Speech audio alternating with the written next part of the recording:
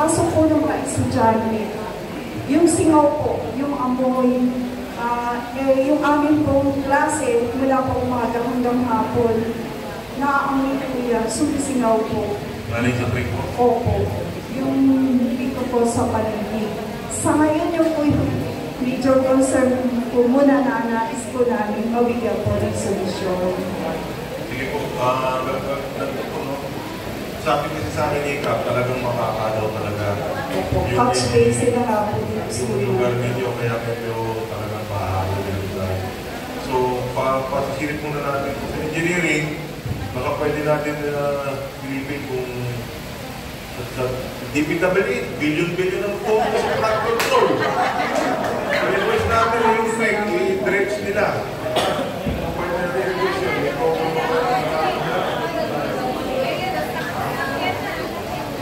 Tapos bubukas, magpapadala tayo ng team para mag-survey sa lugar ninyo para makagawa natin ang problema ng tahanan. Maraming salamat po. Daming pera sa DPWH niya, di ba? Kung tayo humingi. Tama po. Nakakulunan ko po eh. Maraming salamat po. Thank you, ma'am. Next po natin, May Bunga Elementary School Main, Principal Monina Cruz. Salamat po. Isang magandang araw po, Vice Mayor, sa ating mga city officials, kaya tamba natin. Permanent lahat. Kaya lang, tatlong po doon yung disabled, isang amputated, dalawang stroke patient. So yung visible sa paggawa ng mga gawain sa eskwelahan, limited na po. Kaya po ako naka-request sa Division Office together with our city government na additional 3. Kasi po sa laki ng paaralan, may sukat na 5,000 square meters, tatlo lang po ang gumagalaw. Kaya kung pwede po sana, may request naman po ako, mapadali na yung request ko ng tatlong utilities. Pagdating naman po sa amin sa mga buildings, sa meron po tayo 5 buildings, sa ating po mga taga-city engineering po, yung pong mga daluyan ng tubig, barado na po lahat yung sa hallway ng bawat palapag. Kaya po hindi naiiwasan yung pag umuulan ay bahala po sa lahat ng hallways. Meron ang PPE 1, 2, 3, Soledad at saka po ang Rogoyo. Magsana po matugunan dahil may nadulas na po na isang bisitang matanda. Dahil hindi po talaga bumababa yung tubig sa panahon ng tagulan. Dahil barado na po lahat yung drainage bawat floor ng mga buildings. Ang ayaw ko lang po na masindan pa dahil hindi po namin din gusto mangyari yun. And then another one po sa Bliss din naman, sa Bliss 1, kami po ay nasa building 15. Yung din po stray animals, kung pwede po sana yung mga PSK natin na nakasay, umikot, para nakikita kung kanino mga pag-aari yung mga stray animals at yung mga pag-aari ng mga aso, pusa, dahil sa kahit anong pong linis meron ang building namin, lagi rin pong meron, dumi. At namamamay kami yung mga halaman namin doon kasi nagiging territorial pagka po nandoon na sila. Ang isa po sa pinagpapasalamat pa sa amin sa building 1, Bliss 1, yung pagkuha ng basura sa umaga at gabi. Maraming salamat po. Palagi po nangyayari yun. So, yun lang po. Maraming salamat po, Vice Mayor. Okay, thank you ma'am. Salamat po sa inyo mga input. Siguro, unahin natin yung problema ulit sa aso at pusa. Kap, naligutan mo naman yung paligid mo. Kilala niyo naman yung mga kapitbahay ninyo, no? Ulitin ko yung doon sa mga pasaway po ninyo mga kapitbahay. Malaki po yung multa at 2,000 pesos. At hindi na kailangan ikulong yung aso o ng pastor pag meron. Ngayon na unang picture, titikitan po namin. Pangalawang multa, 3,000. Pangatlong multa, 5,000 na. Ikukulong pa, hindi yung aso o pusa yung may-ari. Kaya po hindi po biro ito. Pag hindi pa rin sila nakinig, mapupuno at mapupuno ang Pasig City Jail natin ng mga pasaway na nag-aalaga ng aso at pusa. So, siguro, Kap, yun na lang gawin natin.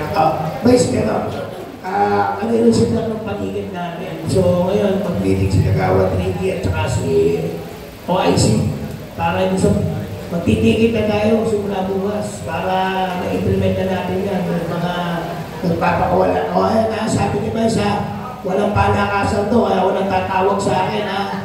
Pag may tumawag sa akin, sasabihin ko sa inyo, bye. Kahit anong haba na sabihin ko lang, bye. Kasi kailangan i-implement po natin to. Kaya sa mga subdivision po, meron po kayong mga CCTV o may mga napicturean ng mga kapitbahay, yung aso ng kapitbahay, at i-report nyo sa amin. Kahit the next morning, pwede kayong magtiket. No? Kasi hindi mo lang pwede matikitan yung aso habang pupupo o yung pusa. So the next day, Kagawad Ricky, o sige Kagawad Ricky sa DRRM, sige, magtutulong-tulong ito mga kagawad sa Kebis na Ricky, Louie, then siyempre, si OIC para yung mga magre-report sa atin, no? Na nagpapata, lalo na yung sinasabi, nakawala po yung aso namin kagabi, aksidente. Yan na mga animal, OIC magpitik na kayo nila Kagawad Ricky. Okay. Yung sa problema nyo naman po sa maintenance, ano ba yung maintenance mo? Baka pwede mo pasilip muna yung ibang mga drainage, masundot.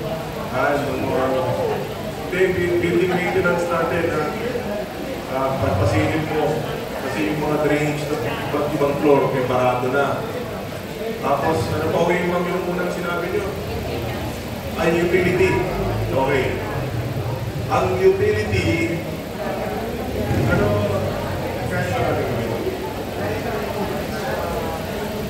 kasi po nagagaling yan, ang sinisweldo ng mga utility na sa school, galing po sa special education fund po yan, no? Sa SES po galing. Makikiusap na lang po kami na kung pwede mag-assign ng mas capable, no? Tapos yung iba kong medyo may kapansanan, ililipat natin sa medyo mas magaan na trabaho para magkaroon ng immediate na yes, ma'am. Nag-level na rin po ako, kaso ang sagot po ni Ma'am Elvira, kapag po doon sa huli na stroke na utility, parang walang gagawin. Although nag-usap na po kami ni Kapitan Baro na para lang mapalitan, ililipat na po sa Barangay Health Center na kung saan mas makakatulong din sa kayo for my mga annex. Ang una po ay ang installation ng CCTV camera. Kasi po ang aming eskwelahan ay ginagamit na evacuation center. Pagpuno na po ang dalawang barangay evacuation center. And just recently, sa dalawang incidents po, meron pong looting at robbery na nangyayari. Opo. In fact, naimbestigahan na po ito ng mga pulis ng Pasig. So, ano po yung ginakaw? yung mga gamit po ng mga teachers, like yung meron silang tablet, kasi hindi naman po, syempre, calamity, hindi naman po agad-agad natatanggal ng mga guro bago yung paglipat ng mga evacuees. So aside from that, pati yung pera nila, tablet, yung ibang mga gamit, pinagbubuksan nila yung mga drawers. Ang masakit pa po nito, yung mga classrooms na hindi na pinabuksan para gamitin nila as evacuation rooms. Yun po ang pinupuntahan nila. Sinisira nila ang mga locks at dumadaan pa ang iba sa bintana. So, kung meron po sana ng CCTV camera sa lahat ng floors ng 3 buildings po na nagawang annex, mas madali po natin i-monitor. At saka, ito po kasi parang safeguard na rin po sa ating mga evacuees. Kasi isa po kasi ginagawa nila, meron lang po tayo mga comfort rooms sa ibaba. Ginagawa nilang comfort rooms ang mga staircase. So, talagang hindi po talaga safe and secure ang eskwelahan. That's why, pasalamat po ako sa barangay na after the evacuation, nag-notification tsaka nag-release. So, isa po yun sa aking concern. Pangalawa po, sana po ay magkaroon kami din ng emergency lights. In many cases, although pasalamat po ako sa Meralco, na itap na po ang aming electrical. Of course, with the help of our LGU, Honorable Mayor, nirequest ko po kasi dahil lagi pumuputok yung aming breaker. So, there were instances na pinapasuspend ko ang klase dahil nga wala po kami kuryente. So, salamat po sa tulong ng Meralco at ang LGU na rehabilitate na po ang aming, katulad po nito ng aso na to, na-rehabilitate Yung may-ari, kasi yung may-ari. Yung may-ari nito, Kasi kita na. 2,000 yan. Narahagapit na po ang aming kuryente. Pero, sa labas na po yun, ang request ko po sana, ma-check ulit yung sa loob ng paaralan. Ang sabi po ng Meralco, wala na po sila doon sa loob. So, I think yung LGU na po ang mag-improve ng electrical. At pangatlo po, pasensya na kayo, Mayor, Vice Mayor, dami namin rehabilitation naman po ng ating water line. Kasi, yung last evacuation center, ginamit ang aming paaralan, naka 30,000 po kami sa tubig. Alam naman po natin na sa uwi natin pinukuha. Pero aside from that, in the previous months, 20 to 25,000 po ang binabayad namin sa tubig. Nag-try na po ako. May mga leak na. Baka po may leak na dahil matagal na po naman ang paaralan, 2009 pa. So, baka po pwede po na iparehab na po ang buong paaralan ng water lines. Una mo, nakakayos din namin yung building ng water line. Opo, yung sa Romulo building po, napaayos. Pero, ito po lumang dalawang buildings, hindi pa po kasi na-check.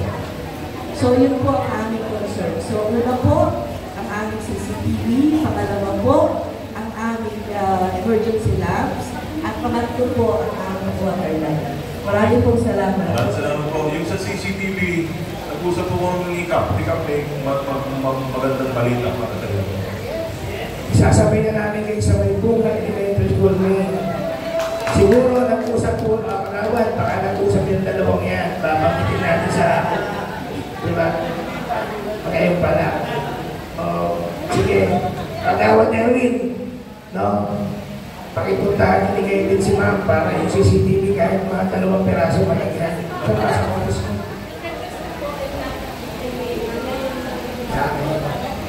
Pero yung CCTV po, meron kami kasi insight sa kaya May, no? Sasabihin na po namin kayo. Yung sa emergency lights at saka sa request for rehabilitation of the water line, meron na po may formal request na pinadala. Okay. Bigyan mo po kami na kasi major trabaho po ito. Kailangan po natin po mo.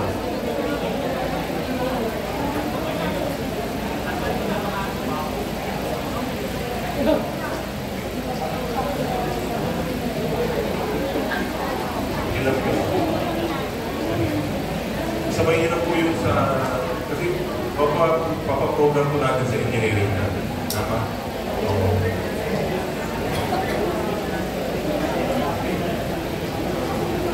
So, engineering take mo please. Magpagdala ng reminder team doon sa school para ma-check yung we have yung water line at emergency lines.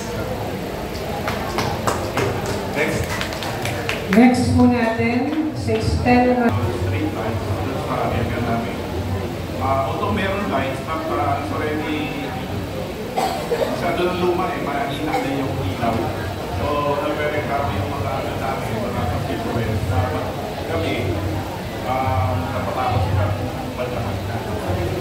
Number 2 is the use of the bunga overboard. Kanina sir, you emphasize that 10 o'clock is the curfew. But napansin namin kasi yung mga naglalaro, umaabot din sa 11, 11:30, umabot ng 12. And maraming napupupul din na mga kabataan past 10 o'clock doon sa labas ng mga basketball court. So we'll try to request sana to take a look at this.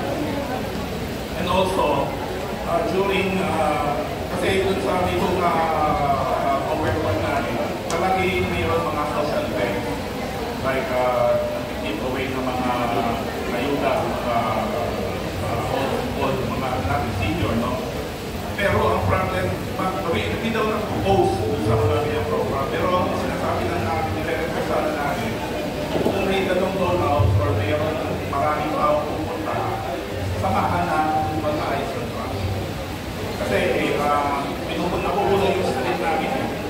pumasok ng residents.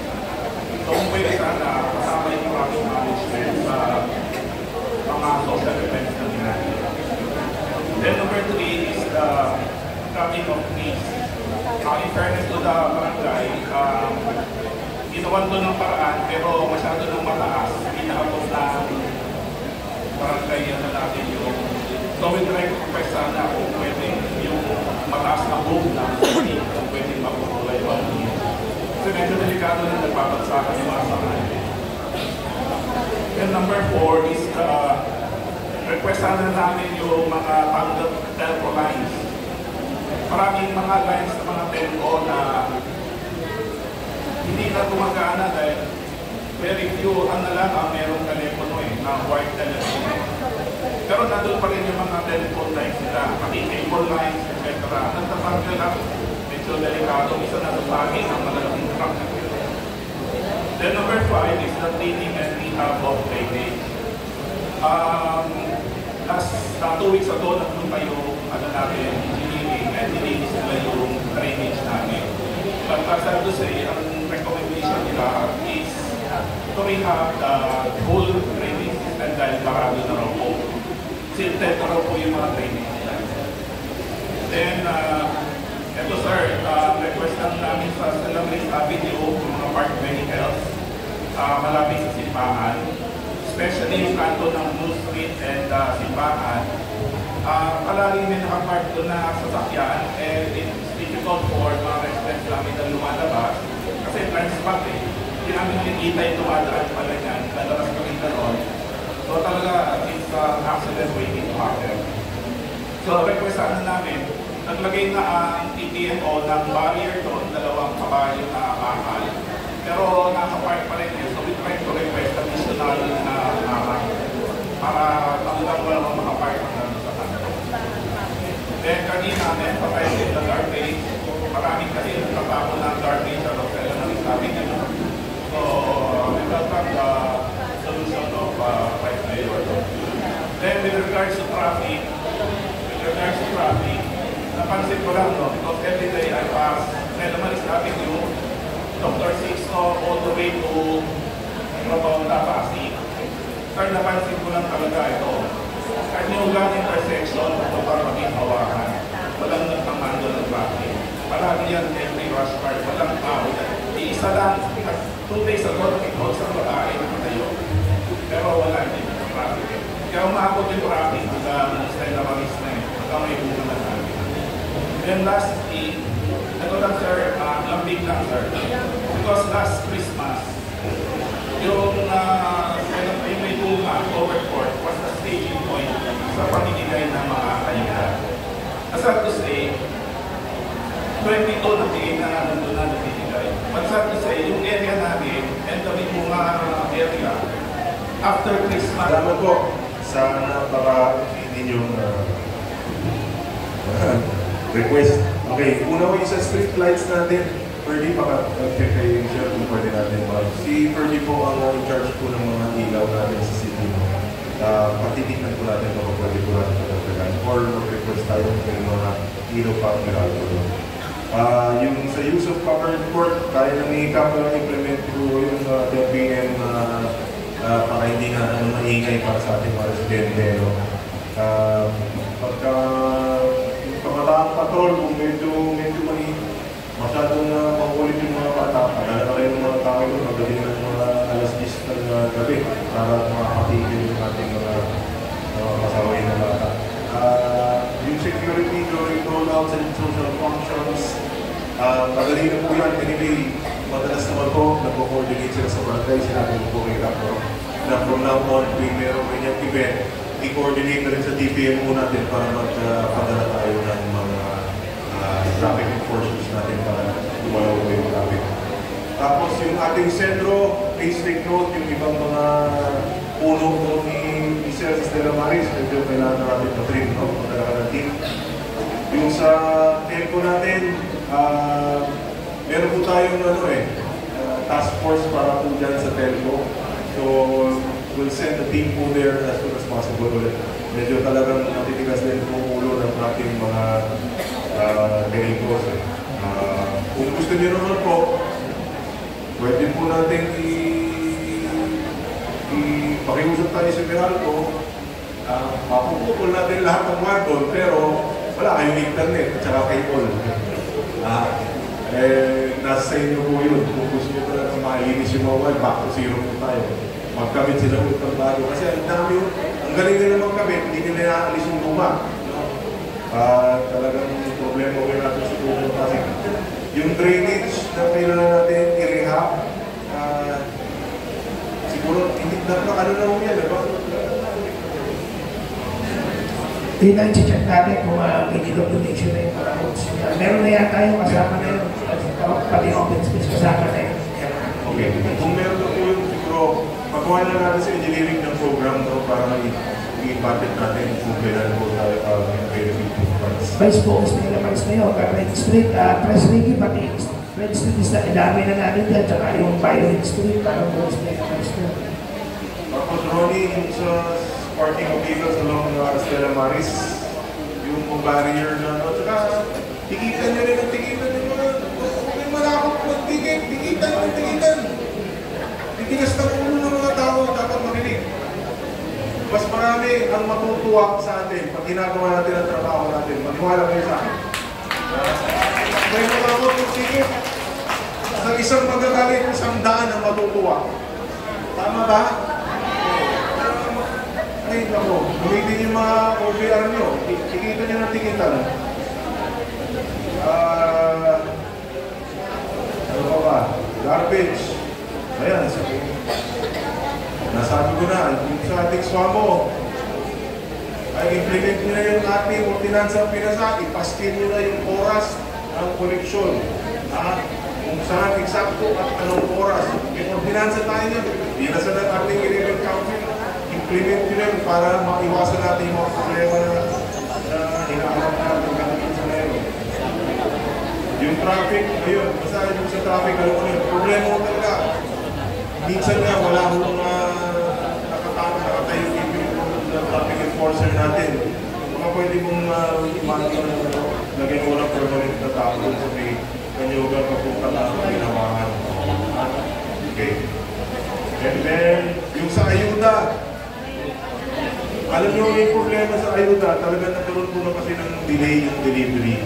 Kaya hindi po na ibigay before Christmas. Pero, hindi naman nyo, makikiusap po ko. Sa inyo nga naman ng dulo, kayo pa huling hindi nakatanggap. Di ba? Babawi na lang po kami ito na labas. Pasensya na po, sir. Salamat. Guys, parang malayo yung bahayan nila sa distribution nila na ayuda. Kaya sila tao. Okay, next po natin. Mula naman po sa PWD, si Leo Glo. Gusto ko na lang po sa ano po, problema po sa may kapansanan po yung therapy po. Kaya mahal kasi po yung therapy ng mga kapansanan na bata po. Kailan po natin, gusto mo po lang magpa-therapy, mahal po ang therapy ng mga bata po. Ang office na therapy po.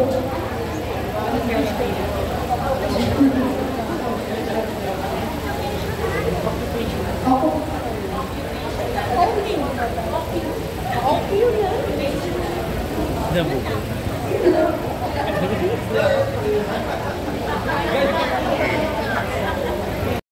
Issue, pero inaayos ko ng ating counselor. Problema po. Magandang umaga po sa atin. Alam po namin, lalo na sa persons with disability, yung talagang developmental assessment, napakamahal po. Ang nangyari po kasi sa PDAW po natin, ang nabudgetan lang po nila na bata ay nasa 300.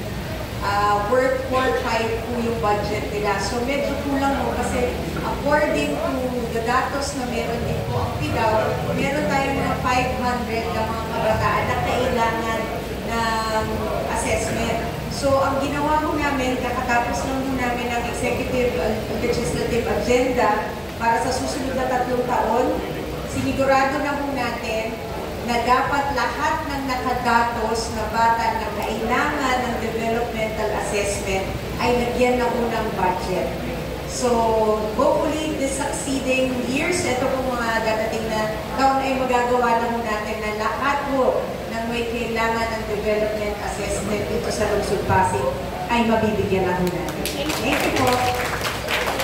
Okay, next po natin. Morning City Council, Barangay Council, sa Parkwood po, no, ang major concerns po actually namin at pamilyar na ho ngayon, baha, no, tsaka sira-sirang kalsada. No. Yung village po namin, mga 40 years na po, no. Original pa po yung mga kalsada at drainage, no? So, maliliit pa po yung mga drainage doon. So, nagtaasan na po yung mga kalsada sa tabi, sa gilid, sa ano, no? Surrounding the village. Pero naiwan po yung Parkwood. No? So, we're hoping na sana ma-address po ng City Council, no? First, we are requesting for drainage rehab, open canal man or what. And then second, asphalt overlay sana of all the streets. We were able to have a letter request. No? Ang naging challenge namin is nagkaroon ng issue dun sa deed of donation. So, sa tulong po ni Kapmarok at ni Kagawad Kevin, no, na itulak na yung deed of donation na complete na. Since with the mayor's office na po ngayon for his signature. Yun na po. Ano na yata yan, no? Receiving na lang na acceptance na lang po ng Office of the Mayor yung inyong deed of donation. And then mag-ipo-program na natin. Meron na ba tayong meron na tayong program. Okay, so meron na pong plano, ipa-prioritize na lang po natin para magawa na po yung inyong drainage. Actually, natuwa kami kahapon sa akin. Talagang binaba, lalo na sa gate. Makikita mo visually, yung road sa labas, mataas na kayo sa loob eh. And yung inyong drainage, naikili ko ang pupupan. Masyadong maliliit na po. Medyo simple na rin, it has to be upgraded. But definitely po, isa sa mga priority natin yan. Yung sa asphalt overlay, meron na rin. Kasama na program na rin pa. Konting pasensya na lang po. At medyo maraming nakapila, pero we will get there as soon as possible. Thank you, sir. Next po natin. Sipin nyo, Dulcet ng Building, kalinis po kami ng kalinis. Ngayon, ang tayo ng pusa, nandyan lagi. Yun po yung number 1 na problema na mga residente ng Mount Isa Road. At saka yung po, hihiling po kami yung pong pintura. Luma na po yung mga sa Buong building po. sa amin po yung pader, mga hallway. Saka po yung may butas-butas. Baka po yung mga matatanda sa inyo. Butas na po, natupok na yung mga floor. May butas-butas. Hindi po tiles, semento po.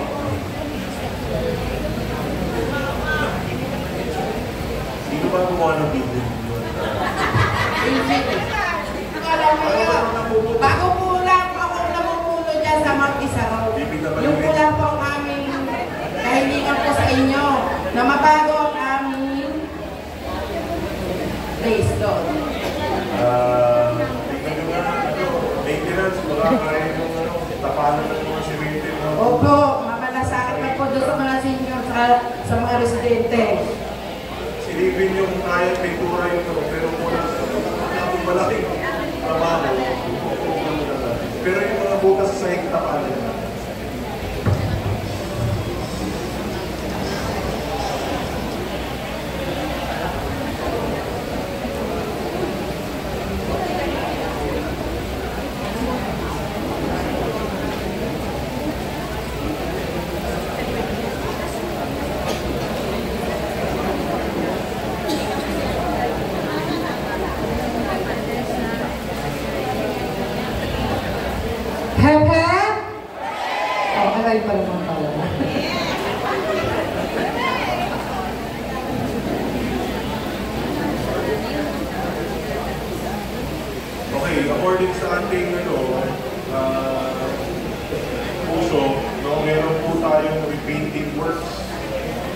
for this year, 2025. So sa Mount Apo, Mount Isarog, Mount Purusan, Mount Manao, lahat po eh. Oh. So expect nyo na po, implement natin within the year. So siguro, before na nito the year po, yung repainting na nagawa. Kunan nyo ng picture, patalo nyo kay Kapitan. Patitikita na natin, ha? Kasi Mayor Tubo. Thank you po, Mayor. Maraming salamat. Vice, magkailangan naman na assistance yung magkay-pasok para dalawa tayo. O kami kumpanya ko lang tayo para mas madali. Okay? Okay, ayun naman po pala, titipurahan naman po lahat ng beauty. Palakpakan naman po natin. Okay, next po natin, si Mr. Sunny Tejano. Ay, Tejano dito po. Ayun po.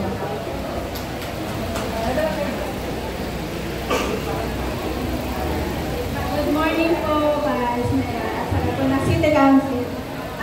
Ako ang concern po namin dito sa Mount Canlaon building na to. Yung mga book po sa airway, nakalagpitin na po siya. Delikado na po siya sa ibang tao. Baka di pa rin po dito sa baba. May tamaan po. Na-report na rin po yan sa City Hall, sir. Ayan po. Isa pa lang po yan sa gitna. So, kung pwede pong ma-check po lahat sana ng airway. Although yung ibang building po, walang bubong. Sa amin po meron. Nung ano po yan na yung July na bago. Opo. And then po, yung next po concern namin dito sa Mount Canlaon, yun pong emergency exit na ginawa po na rampa. Mas naiipunan po siya ng tubig pag may ulan or linis sa baba. Yun po na iipon po dun sa gilid ng rampa. Mas maraming tubig na naiipon. Parang hindi na levelan po para hindi ipunan. Kung pwede pong maparepair. Sige po. Kasi delikado rin po sa mga senior natin. So yung maintenance natin, pupuntahan mo yung para matanggal mo yung bakal na delikado po, may makulugan. Tapos pasilip nyo na rin, maintenance, pasilip ko na rin sinasabi niya na naipunan ng tubig para magawa natin. Kami po lalapit sa inyo yung maintenance ko natin.